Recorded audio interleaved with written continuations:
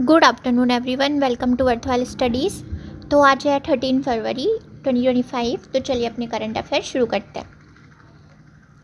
सबसे पहले important date से है, आज के दिन को ऑब्जर्व किया जाता है वर्ल्ड रेडियो डे। ठीक है, और ये कब से शुरू हुआ था? 2011 से शुरू हुआ था ये, और यूनेस्को ने इसको शुरू किया था। ठीक है, अब आगे चलते हैं। आगे है, आज के दिन नेशनल वुमेंस डे भी होता है, और आज के दिन होती है सरोजनी नायडू जी की बर्थ एनिवर्सरी।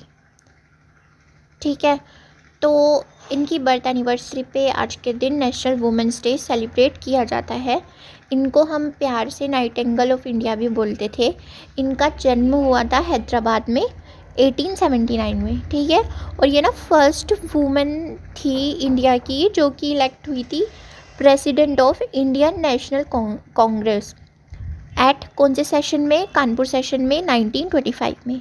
ठीक है, और इंडिपेंडेंस के बाद ना ये गवर्नर बनी, फर्स्ट गवर्नर बनी थी ये, गवर्नर ऑफ यूपी की फर्स्ट गवर्नर बनी थी।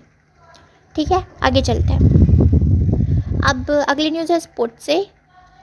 कार्लोस अल्कराज ने अपना पहला इंडोर हार्डकोर टाइटल जीत लिया है। कहाँ पे? रोटरडैम ओपन में। इंडोर क्या होता है? जो अपने ही कंट्री में हो रहा हो। ठीक है, तो ये याद रखना। आगे चलता है। अब है काइरियन जैक्विट, इन्होंने जीत लिया है Chennai open. Men's tennis singles हो रहा था, तो वहाँ पे इन्होंने चेन्नई ओपन जीत लिया है। और कहाँ हो रहा था ये? तमिलनाडु में हो रहा था, SDAT टेनिस स्टेडियम में।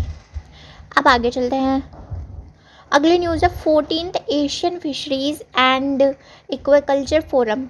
ये कहाँ हो रहा था? ये हुआ ICAR convention centre new Delhi में हो रहा था। किसने इनॉग्रेट किया? मिनिस्टर राजीव रंजन सिंह जी ने इसको इनॉग्रेट किया। 14th एडिशन है ये।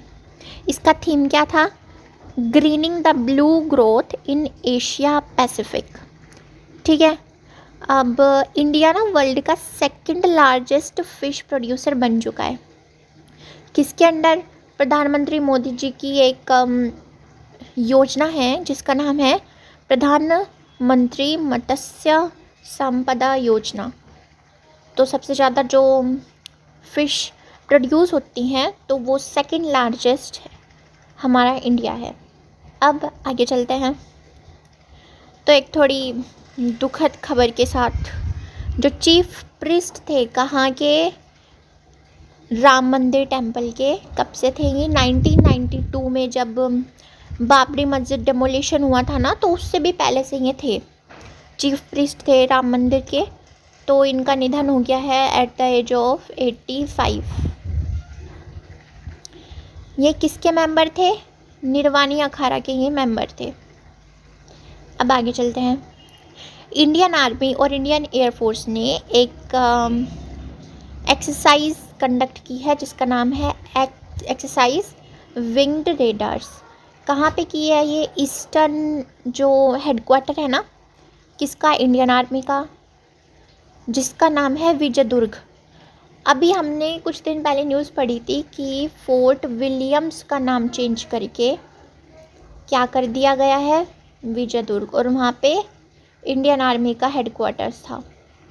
ठीक है, क्या नाम था इसका? फोर्ट विलियम्स, और अब इसका नाम है विजयदुर्ग।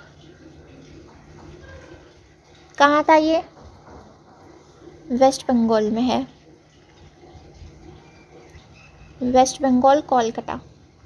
ठीक है, तो वहाँ पे इन्होंने ये एक्सरसाइज कंडक्ट की, इंडियन आर्मी और इंडियन एयरफोर्स ने।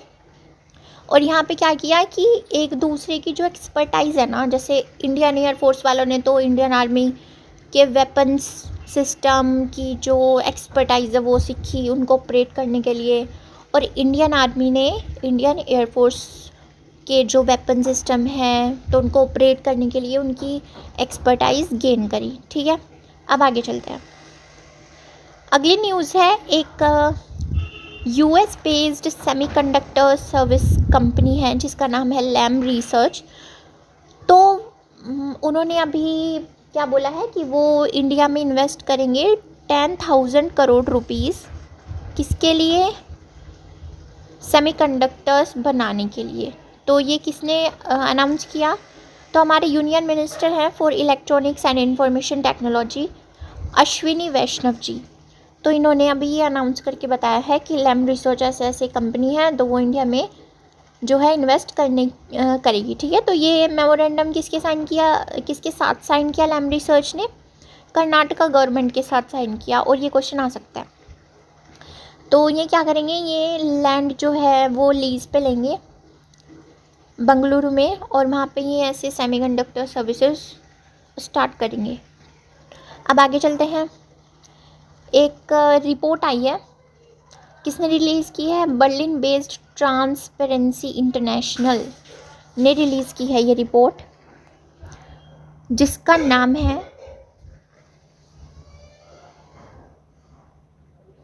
Corruption perceptions index.